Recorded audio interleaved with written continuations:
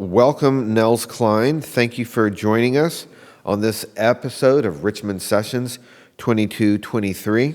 Richmond Sessions 2223, this space we're in now, is a recording space within the exhibition here at the Virginia Museum of Fine Arts, Storied Strings, the Guitar in American Art.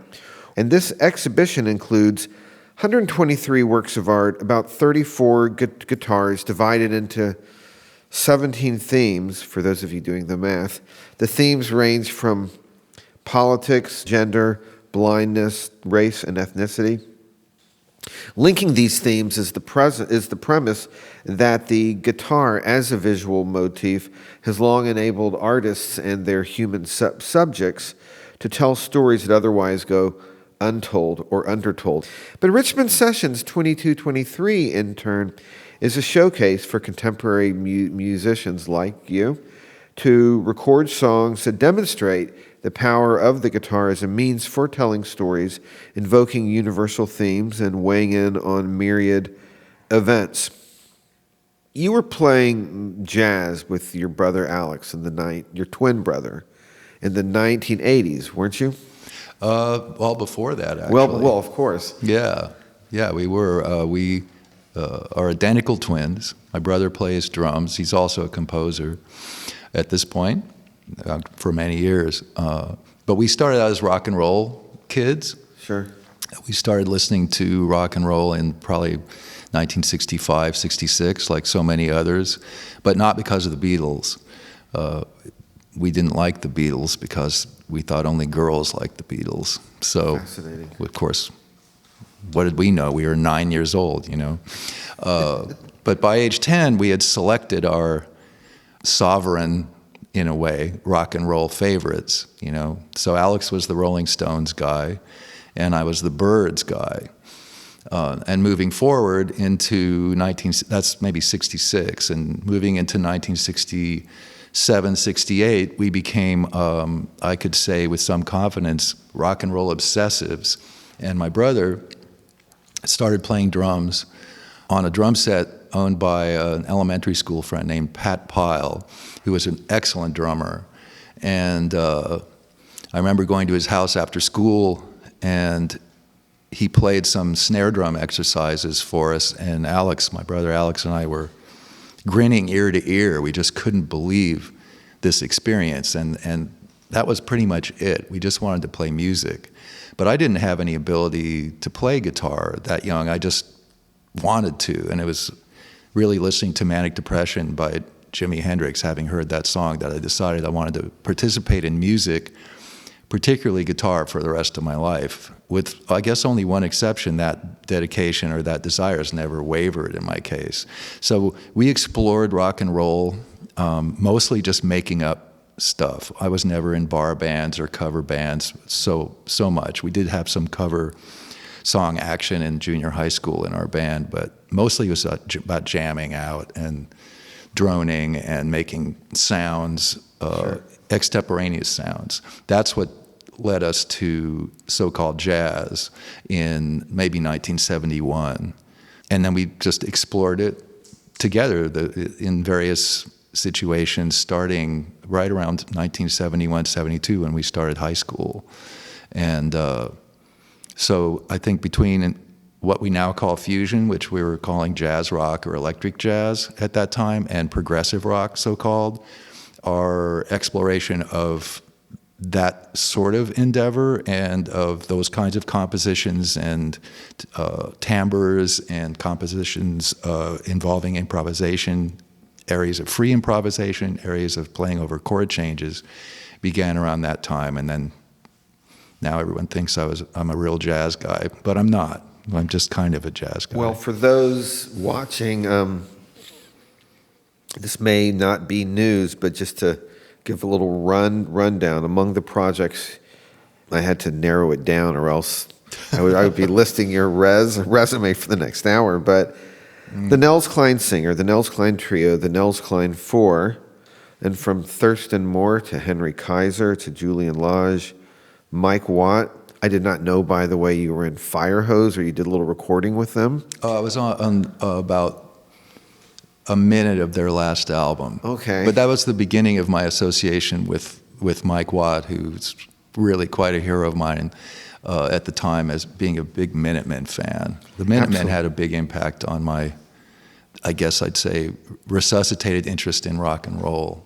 I saw Firehose with Screaming Trees opening for them in Boulder in the late 1980s. And I hadn't even heard of them before that, and I just was blown away. But yeah, I mean, you played with Ramblin' Jack Elliott, Yoko Ono, and Sean Lennon, of course.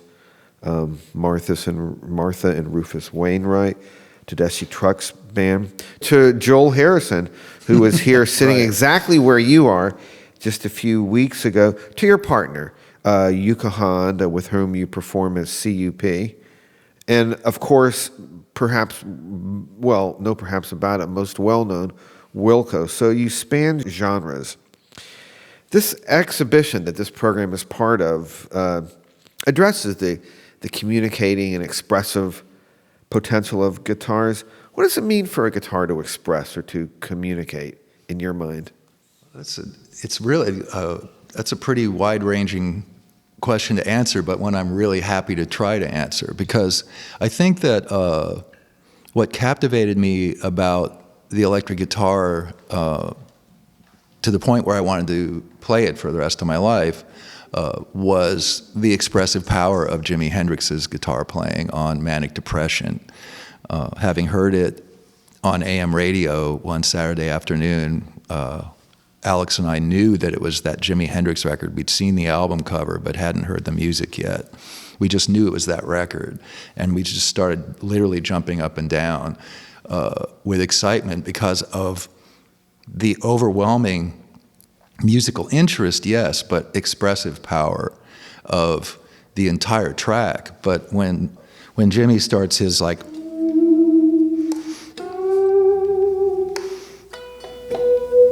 that whole step up, I just played a wrong note there, but singing along with his guitar and then launches into his solo, and Mitch Mitchell is playing that insane 6/8 drum pattern.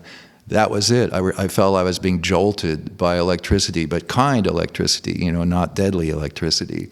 And that track still, to me, is so powerfully expressive, and it makes you feel something, a kind of excitement that is like being transported. It's being like launched. You're just launched into some kind of swirl, some kind of stratosphere. And I think that in the case of the electric guitar, it's such a malleable instrument. There's so much that it can do that's diverse, with the manipulation of the sound with effects pedals, whether you play a clean sound, whether you play fretless, whether you play open tunings. There's just so much that can be done on one instrument that expressive capabilities just become exponentially massive and far-reaching. And so I think that my initial desire was not to play like Jimi Hendrix, because I thought that was almost like sacrilege and certainly impossible, because we toss around these terms now like shamanistic and whatever, but Jimmy seemed like magic to me. But some of the blues rock players of the day, who I would say, without any disrespect, had a more modest approach, shall we say, became sort of my role models, because I didn't want to be flamboyant. I didn't want to. Who were some of them? Well, the main one was Duane Allman. After hearing that first Allman Brothers album, I thought they were like my perfect band. Carlos Santana certainly was very important. And then I got really interested in Rory Gallagher's playing, Johnny Winter, and Were they like guitar teachers for you? I mean, were you at that point accomplished enough? No. To play? No, I didn't know how to tune a guitar. My father and mother were school teachers in the Los Angeles City school system, and taught junior high school, English and history primarily. And my father, once he realized that my brother was playing on ice cream cartons and pillows, and that I didn't have anything to play, but he knew I was kind of obsessed with this idea of playing guitar, he bought an electric guitar from a student, which I still have, a little Melody, one pickup. It's like half scale. It's really small, for about $30, $35, I think. At the time, this would have been 1967 probably. possibly 68, but I think 67. And I played everything. We had an original band, all original music that played our elementary school graduation called that. Homogenized Goo. And This is Homogenized 1967. Yeah, and it was almost more important what we wore in a way. I think I had to look really. I wanted to be a hippie. We wanted to be hippies, but we weren't allowed to grow our hair, and they had dress codes then. And my parents were not interested in us looking like hippie rebels. But I played everything with my thumb, and up and down the high E string with the open B. That was everything I played. Was like.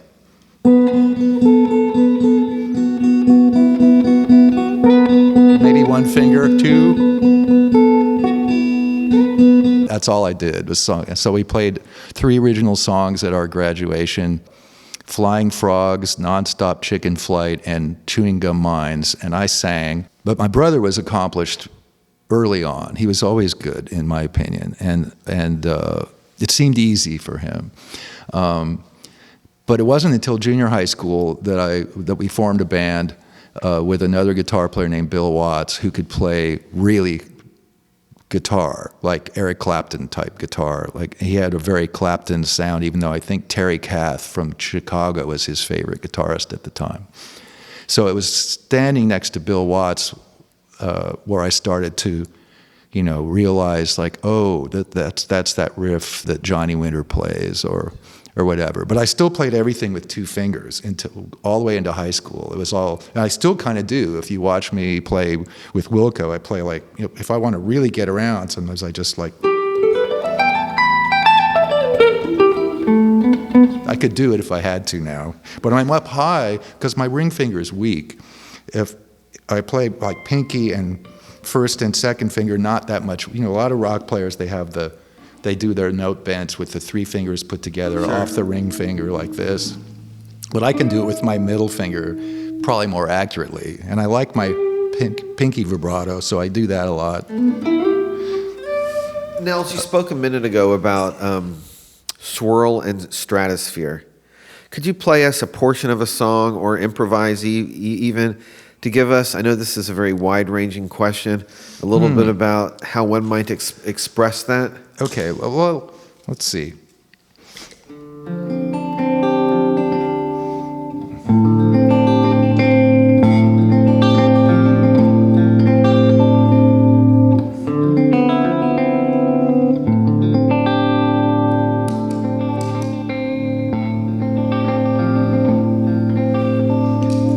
Here's a little soaring.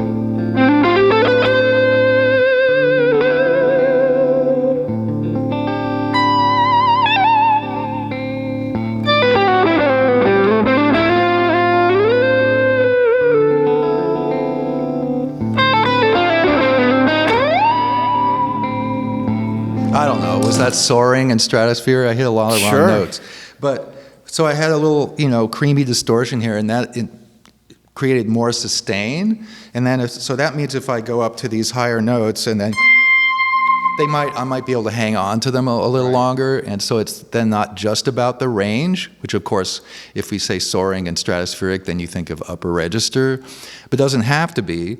Or I can even do something like, let's just try a G here and see how long I can get it to sustain.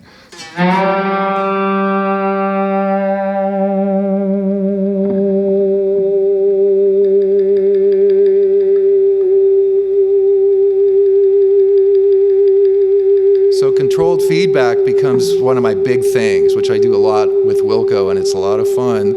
And Jimi Hendrix was a master of it. But so is Robert Fripp, for example.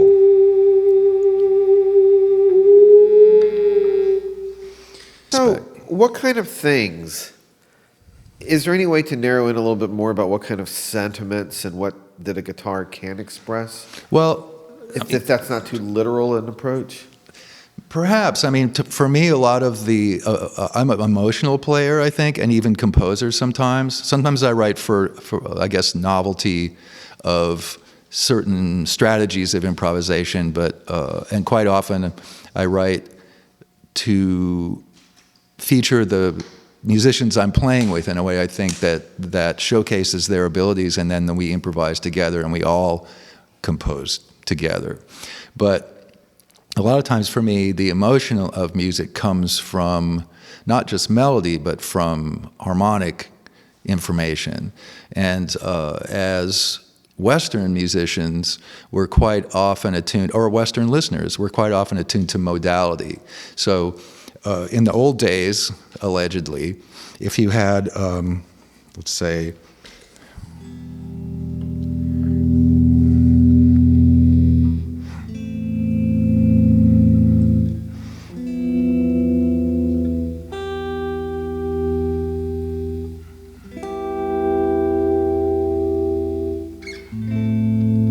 something very minor, so we're like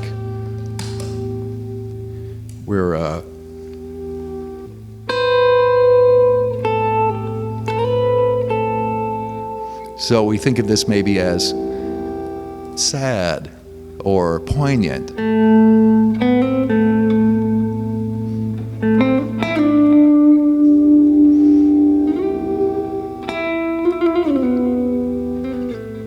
Right? And then allegedly in those days, if you wrote as a composer, let's say a minor movement or an entire symphony in a minor modality, but you didn't end on a major chord, people would be so despondent that they'd be almost suicidal. And this is where the term, the Picardy third, or the tierce de Picardie, what time comes period in. are you referring to? Oh, I don't know if this is from the classical era or possibly earlier. I know it seems to happen in Baroque and even maybe Renaissance music to some extent, but I'm no expert. Sure. But so you would have this, you wouldn't have a minor seventh so much, and that was considered like pagan. So you'd have a major seventh. Yeah. You wouldn't hear this that we all have now, which is kind of blues. So let's just say.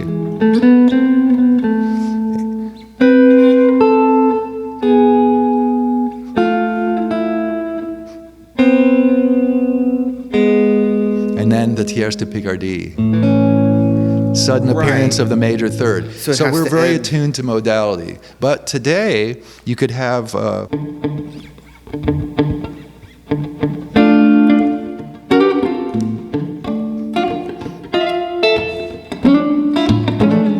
minor, minor, minor, and nobody's sad because it's grooving. It's like a nightclub music. It's all like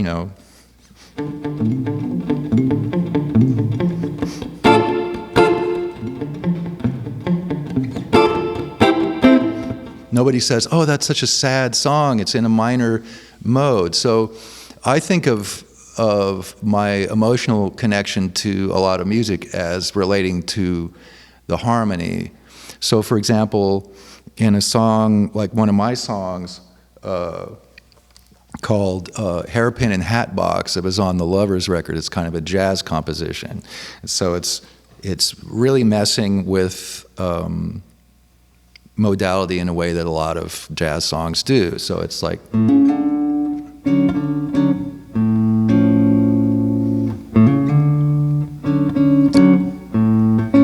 major, minor, major, minor,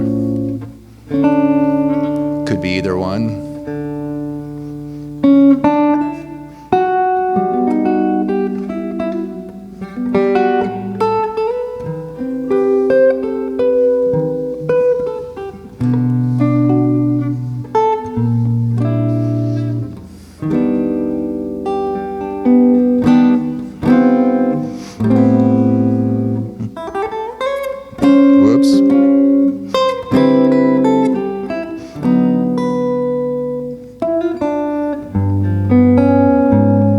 So, and these are chords that really feel like something to me.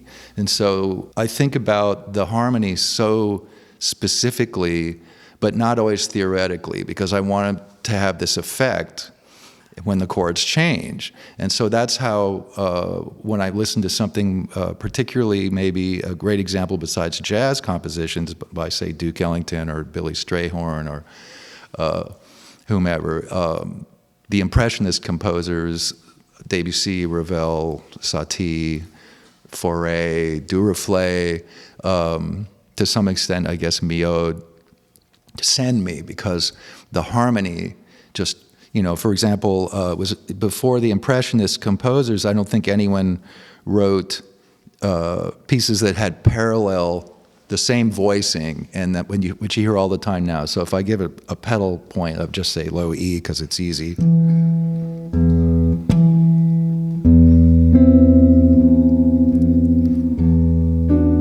All minor ninth chords. If you hear Oliver Nelson, from Blues in the Abstract Truth, Stolen Moments, it's all this kind of, but it's all the same chord moving around, and I love that sound, but it was not considered functional until it was considered coloristic, I suppose. And those are the sounds that I've been chasing since I heard them in maybe high school. Well, speaking of color, there seems to be a very, not just artistic, but art historical consciousness playing out, both in somewhat direct and somewhat more subtle ways. You were talking a little earlier about your ongoing work. I assume you're still doing this, the Stained Radiance project with Norton Wisdom. Mm-hmm. Now that's color and art in a very literal way. And for those watching this who don't know, I would say Google this. At the risk of oversimplifying this, I will say that Norton Wisdom, Los Angeles, wonderful artist, paints your sounds, and perhaps you respond to him. Yeah. Can you tell people a little bit about what that's? Yeah. I haven't been able to do it for a while since I don't live in Los Angeles anymore, but I do miss it, and I like it so much that I decided that I was going to produce a DVD of us doing this, which I did, just called Stained Radiance, right around the time that everyone stopped buying DVDs. It was a great business decision, but I'm proud of it. And I first saw Norton doing his live painting in Los Angeles in probably it's the early 80s, could have been 1981. And so he's been doing this a long time. He used to be, I won't say an action painter because he's generally figurative, and we think of action painters as abstract painters, I guess, mostly. But he used to paint in a kind of a frenzy because he was keeping up with the music of a group that he was part of called Panic. It was a trio with electric saxophone and this guy named Snake Pit on electric saxophones, and a guy named Zam on analog synthesizers and electronic drums and drum set. Very early for that kind of endeavor, actually, 1981. And there was Norton painting like a madman. And he's from West Los Angeles, as am I. And so I started inviting him to come to sit in sometimes at my concert series I did in the 90s on Monday nights at a club called the Alligator Lounge in Santa Monica, California. This led to me suggesting that he show up at these gigs I was doing with a group called Banyan. That was kind of a revolving door group led by Stephen Perkins, the drummer from Jane's Addiction, and Mike Watt on bass most of the time, usually me on guitar. And I got Norton to come down to one of the gigs, and then he basically started doing all the Banyan gigs. I became frustrated, honestly, that when he would paint with Banyan, he was kind of like a sideshow, and there was no real interaction from the band. Nobody was seeing what he was doing, and we would just bludgeon the audience with our music, and he would paint. So I wanted to do something that would really be a true collaboration, where we're really trying to communicate and express ourselves and in the moment. So everything that Stained Radiance does is completely improvised. And yes, I am watching what he's doing and I guess doing my sonics reaction, if you will, my own soundtrack to his imagery, which is sometimes sort of mythic and at other times it can be almost controversially erotic. And then he is listening to me while he's doing this. And then we at least got a chance to see if it works at all, because prior to that, I really felt like it was a one-way street. It was just Norton on one street and the band on the other. Not so much with Panic. Panic was much more of there was a symbiosis in that early work, but once the years had gone by and that wasn't happening, I just felt like Norton was always kind of a sideshow. So Stained Radiance was an attempt to merge these two sensibilities. And I wasn't sure, I'm still not sure that it was always successful, but I'm not sure I would even know when it's successful. So we just do it and then see how we feel about it, or let the chips fall where they may, as we say. Well, you're talking about imagery a lot, and on Share the Wealth, your recent, very recent. Well, let's see. Yeah, it's my last recording under my own name. It came out on the magical week after the 2020 election and during the pandemic. It's a wonderful time to release a record. But so we've mentioned Wilco in passing. We were speaking earlier about how important the song "Impossible Germany" has been. Just shifting gears a little bit, would you be willing to address some of the genesis of that song and maybe, with a little loop, maybe play some parts of it? I'll give it a shot. I do love telling this story of Impossible Germany because it's from our album Sky Blue Sky. It was the first studio recording that what is now still the current version of Wilco recorded. So I was pretty new in the band. I guess it had been a year and a half or two. 2004 I joined, as did Patrick Sansone. So we're the newbies, 18 years now. And this was the new version of the band. Jeff Tweedy, who's always writing songs, had demoed Impossible Germany maybe even more than once. And he played it for us. And it was just what you hear him sing, and then that's what he had. And then we would listen to it, demo it, and he says, take it home, listen, and if you have any ideas about what to do with it, I've never known what to do with the song, let me know. So at that time I was still living in Southern California, in Eagle Rock in Los Angeles, and I'm driving around in my station wagon with the CD player and a CDR in there and listening to these demos, and I got this idea for Impossible Germany.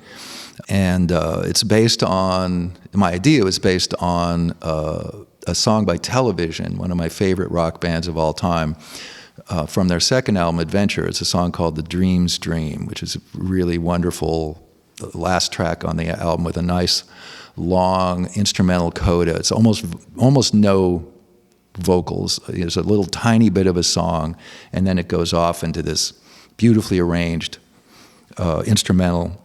And as I was sitting in the car, I came up with a bunch of melodies, and the idea was that Jeff Tweedy and I would play all these melodies. We'd make an arrangement and play all these melodies together, and one of them was like,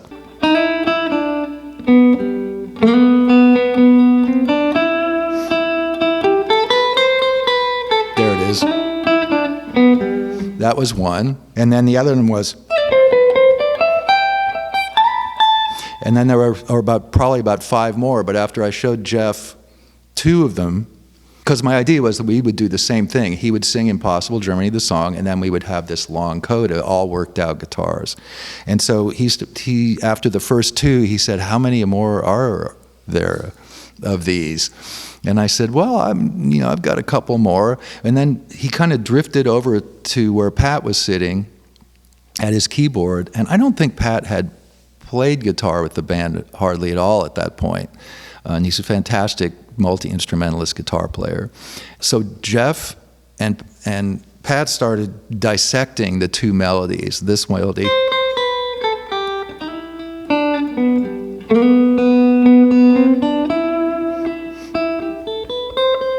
and this one. For about 2 hours or more, they took pieces of them, started harmonizing. They messed with this forever while I just sat there. And my whole idea was there's no guitar solo. Obviously, we were going to work out all this stuff, and it would be an arranged instrumental composition. And they looked at me after about 2 hours or more and they're all like, all that stuff, and then harmonized. And they're like, what do you think? And I said, well, it sounds amazing. What do I do? And Jeff said, oh, you just solo, which was not my plan, obviously. And so we demoed the song, and here's the coda part.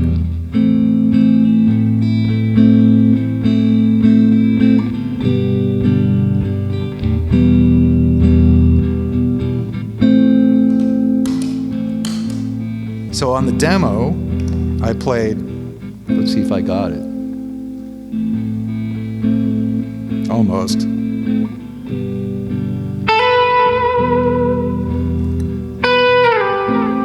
This is what I played on the demo.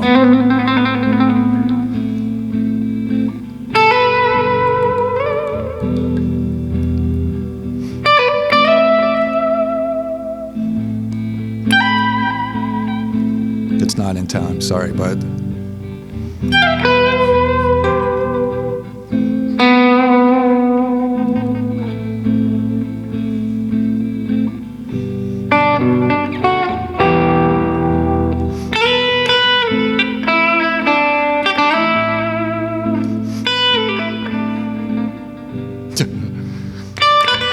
That bar of 5. So that's what happened. And then I played a bunch of stuff. So then we went to record the song for real. This thing doesn't go all the way off, but I did a completely different solo. Right. And Jeff said, you know, I just really love what you played on the demo. Would you mind trying to play the same thing? Right. And I just thought, oh my God, really? Okay, I'll give it a shot. I even tried to write it out. And so that opening section is what I play every night that we play the song, which is almost every time we play now. And then at the end, this whole thing, which when I'm done improvising and playing an endless guitar solo, I cue it by playing this.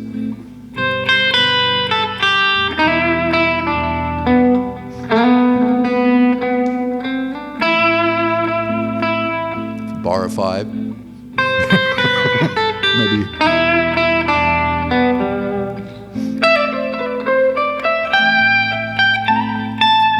And that's when, Pat and Jeff start their diddle-it, and then I play the last thing I used to do is this. And I, improvise. And I cue the whole thing to end by going.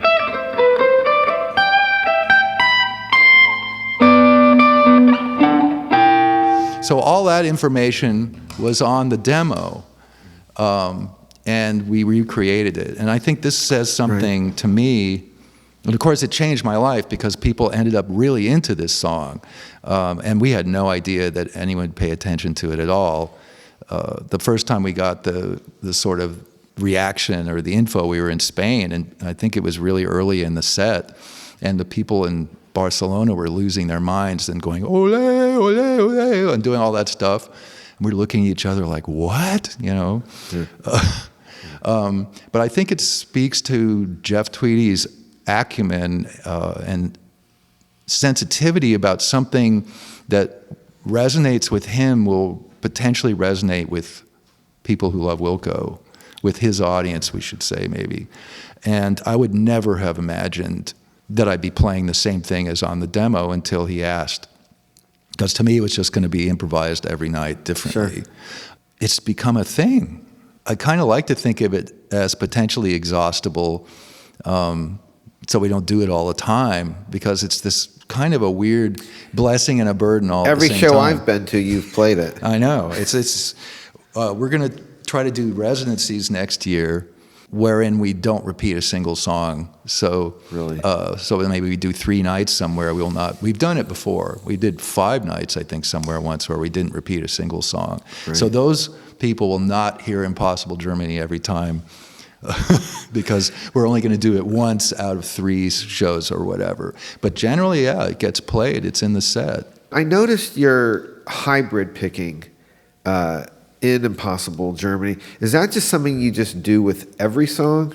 I wish I knew what I was doing. I don't think about this stuff so much. So, for example, the way I hold the pick, my thumb bends in this crazy way.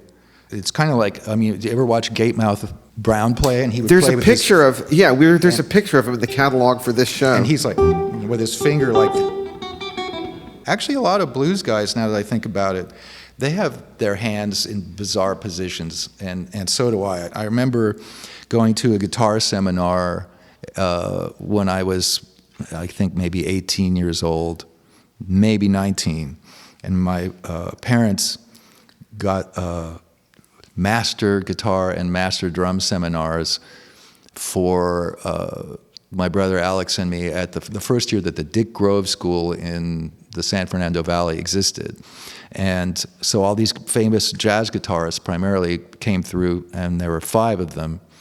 Joe Pass, Herb Ellis, Mundell Lowe, Howard Roberts, and Jimmy Stewart. And Jimmy Stewart, most people don't know, but he was known to me as the guy who played second guitar, sometimes 12-string, sometimes classical guitar with Gabor Szabo. Anyway, he came in and tried to tell us all. He was completely upset that we didn't all have guitars and that we weren't all going to take basically some kind of 35-person group guitar lesson from him. And he showed us all how to properly hold a guitar pick, and which is ridiculous, because how many guitar players hold a pick the same way? Virtually none. But apparently the way to properly hold a guitar pick is you put the pick here, you curl your thumb over, and you never touch the guitar, and you play everything with up-down picking like Carol Kay plays bass, and I can't do this at all. I was shamed, and I just thought, okay, I'm going to try this, and I can't do it. And so I hold the pick, and I use these 2 fingers, to grab chords.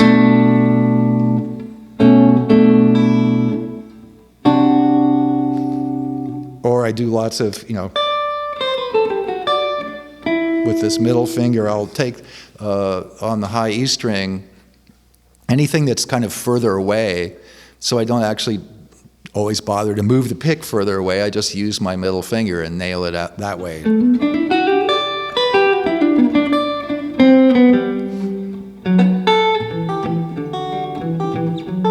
Or, I'm always got to have my damn pick, But you were alternating between the pick and your fingers at the same time. But I call it like fake finger style.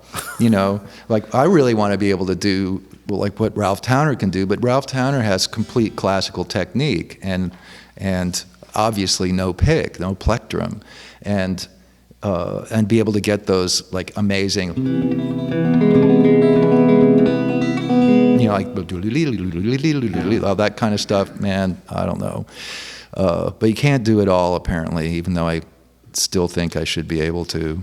I know that it's very difficult to control where the loop starts and stops with that. But could you play a little bit of the riff to Love Is Everywhere, Beware? I need a capo. Okay, so here it is. Okay. You put the capo on the 3rd fret. So I'm going to set some delay. Because there's some delay on it. That's it. And then it's usually kind of like a bit of a trebly sound. But anyway, so it's...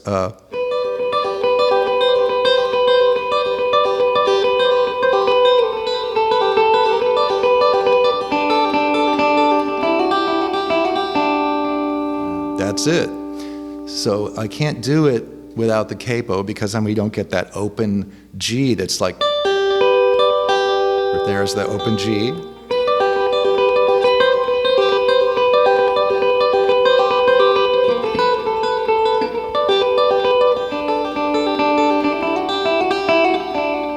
And then on the recording, I'm playing lap steel. So live, I'm also doing all this stuff.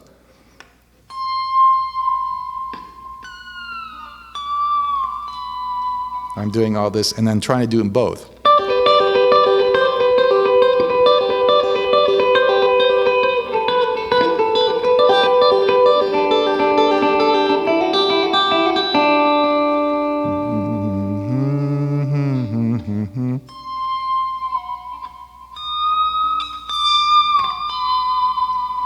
That's off the neck, so the guitar I play, I have kind of know where that note off the guitar is, and I don't know it. It's not this guitar. There it is. It's an E. But I'm playing lap steel on the record. Right. And this has become kind of an ongoing issue with me playing some of these songs live, where I've tracked both regular guitar and lap steel. So I'm doing a lot of stuff now with the chop glass slide. So I play both. I try to play both. There's some analogies one can make between some of the lower and higher notes, between those and the human voice. And I think about the title. I assume Nels Cline Singers, the title of that is a reference to earlier, like the New Christy Minstrel, exactly. So-and-so singers. Exactly, but it's also what you're saying. It's actually the fact that we do sing with our instruments, and we do sing in our hearts as we try to express ourselves and say our musical ideas. I think a lot about that with a lot of blues in particular. Yeah, well, and because that's where what you're hearing comes from. It comes from singing. It comes from what people sang as in the fields, is what people sang in church. And in spite of its, I guess, puckish, humorous aspect, the name The Singers is also serious. It's also what we're talking about. But when I came up with Singers, I was trying to avoid trio, unit, band, ensemble, all the different generic group, all the different generic band terms with a name in front of them. Before we sign off, I have not really been keeping track of time here. Could you tell a little bit about the importance of the Fender Jazzmaster as a guitar for you? Both the instrument you're playing and the classic piece that you got from Mike Watt. Mm-hmm. Yeah.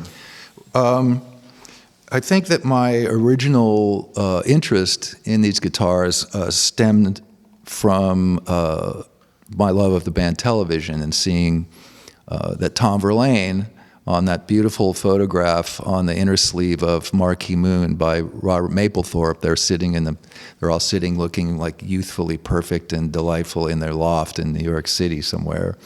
And there's Tom Verlaine with his Jazzmaster.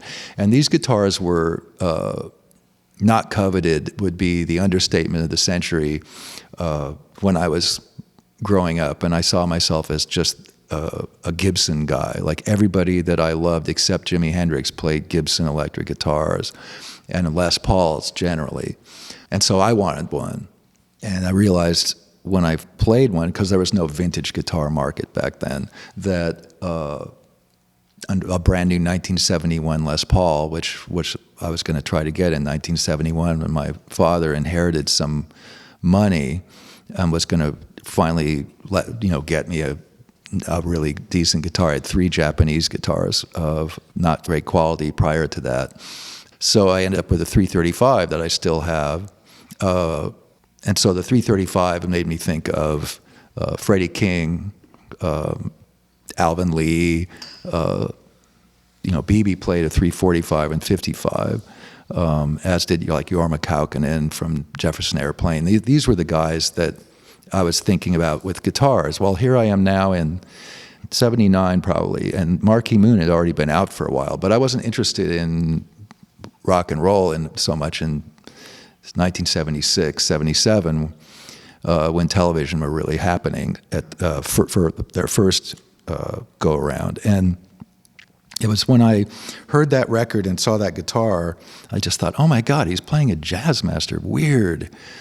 And then I got really interested in early Sonic Youth and, well, in all later Sonic Youth. I was kind of a Sonic Youth fanatic. And I needed a guitar with strings behind the bridge. I needed to hear these sounds, which I'm putting a compressor on to make them louder. You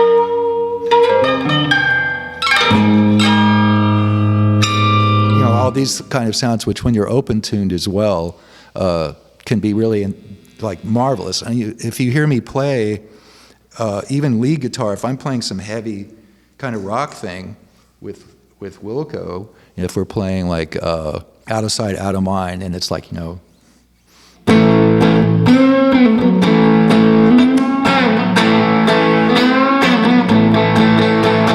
when we hit a chord, like if we go like, I'll go and then hit the next chord, you know, this behind the bridge stuff.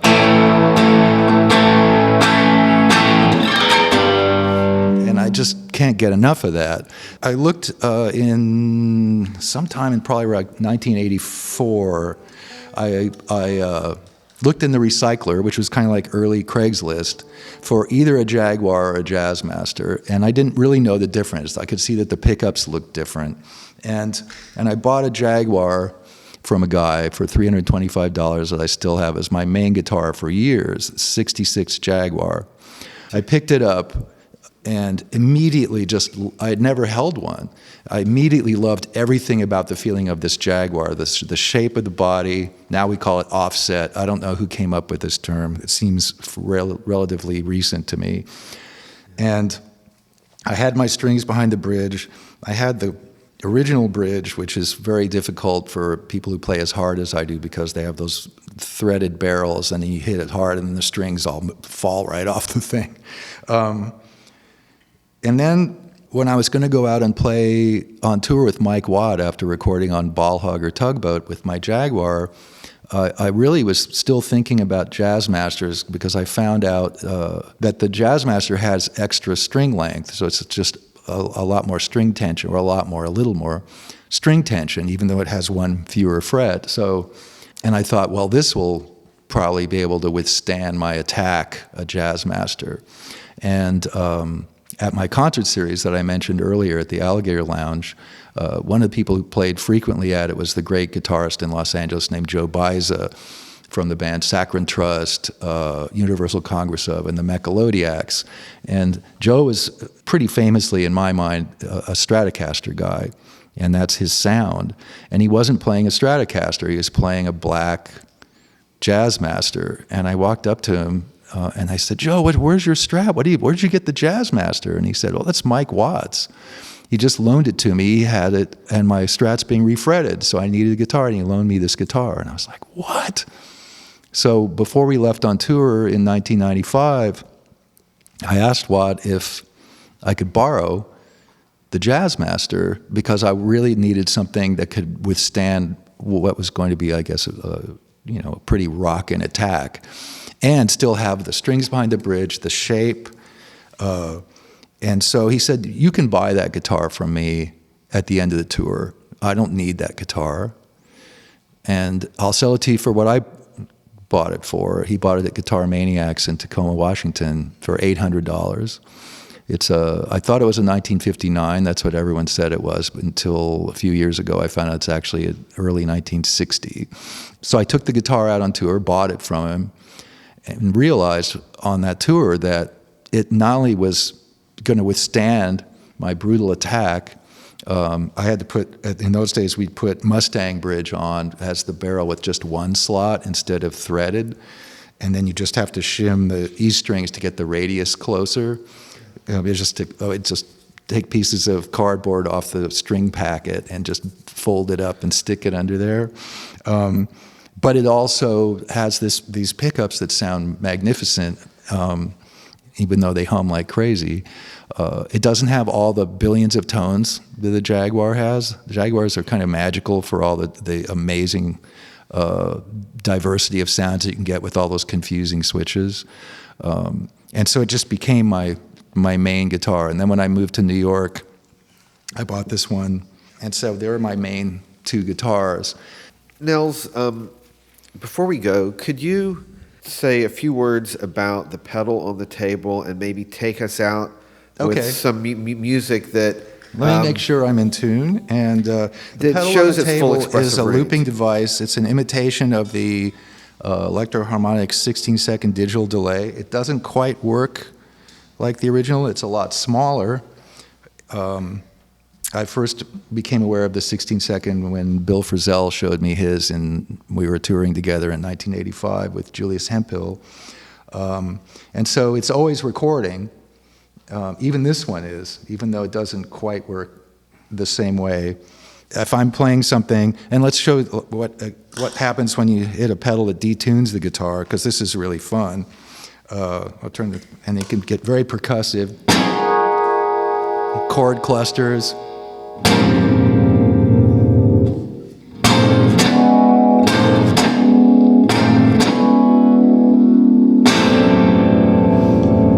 And if I deem that loop worthy, I can just turn on the infinite, and as whatever the last chunk was that I did, whatever this the tempo time setting is here, it'll just play it back for me. And then I can speed that up an octave.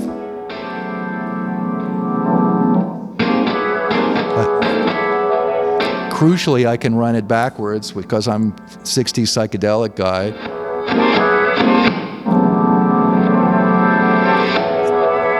And then on the original one, you can microtonally change the entire loop's pitch.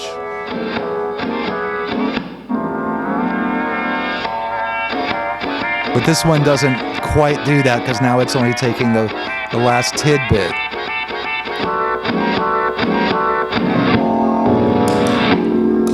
For all you psychedelic fiends like me out there, I can just play some sort of nice...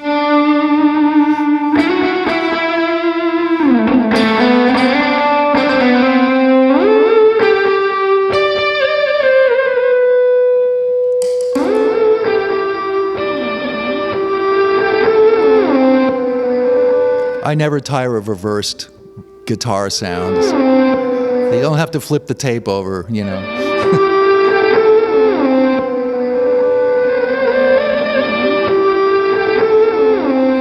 And then there's modulation on this too, so I like to sometimes push it up an octave and then put a little like wiggle on that.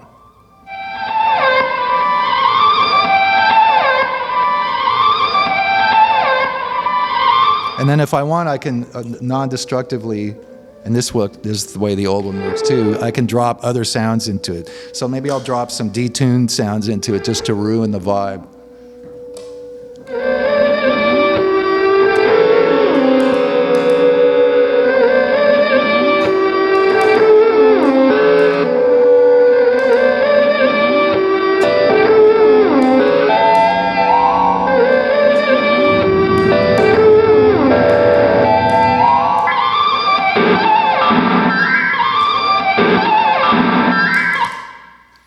You know, and it's one of those things, when I have all this stuff going, I always say to people, I have fun everywhere I go.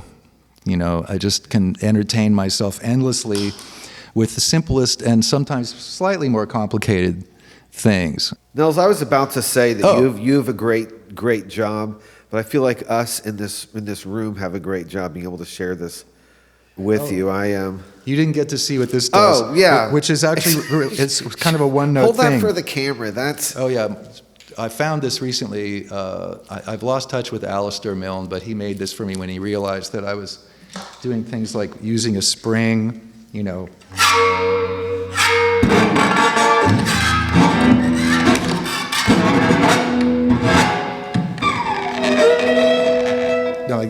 So he made this thing and said, can you do anything with this? And the thing I generally do with it is just this. Because it magnetizes to the pole pieces of the pickups. Which can be really good distorted and detuned as well.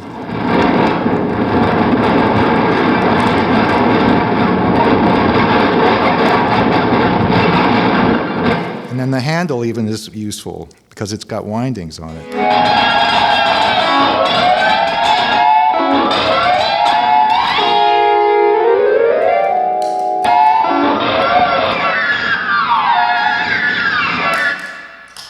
So there's that.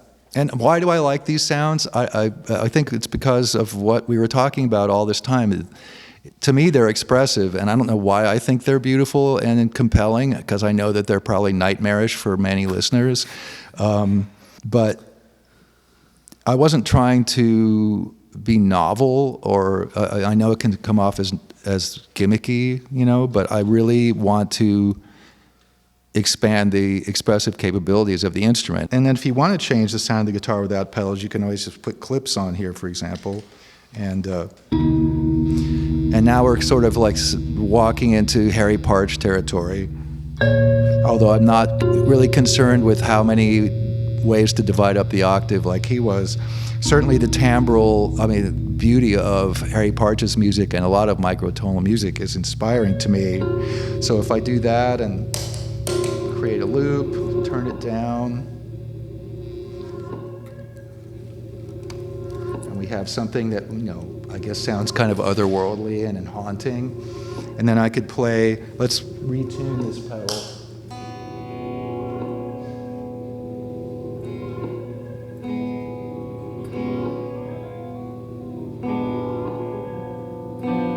It's like a diminished sound. There, and then play some chords that go with this.